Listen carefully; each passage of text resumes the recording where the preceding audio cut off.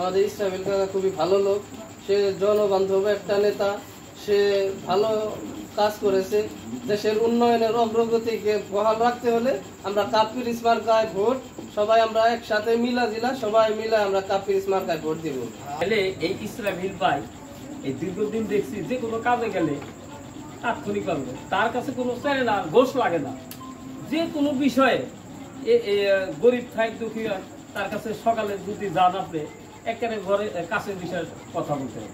সুপ্রিয় সংগ্রামী ছাত্র বন্ধুরা, কাপ্পিরিস মার্কার এই আমাদের গরুয়া ক্যাম্প উদ্বোধন উপলক্ষে আমরা আমাদের এই গরুয়া সভা চলছে। এই গরুয়া সভা এখন আমাদের মাঝে বক্তব্য রাখবেন।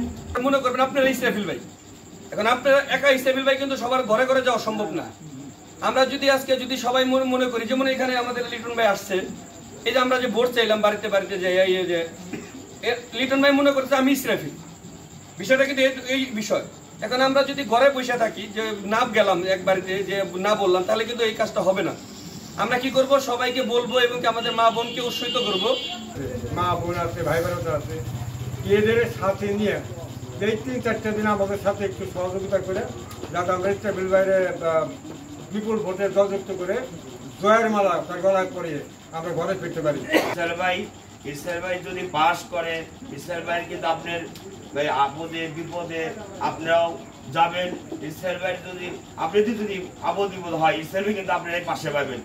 মানে কি, আপনি যে সর্বোচ্চ 5 মিনিট লাগবে হাইটে যেতে, কিন্তু ইসরাফিল ভাই বাসায়, তার বাসায় যাইতে কিন্তু টিকিট লাগে না।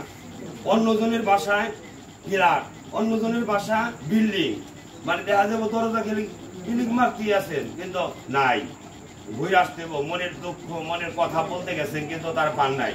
উপকার করতে পারো আর না পারো, কিন্তু তার কথাটা শুনলে সে আপনি একটু ভালো লাগবো। তার যদি নাই পান, তাহলে কি আপনার শুনতে ভালো লাগবো? মানে ভালো লাগবো না।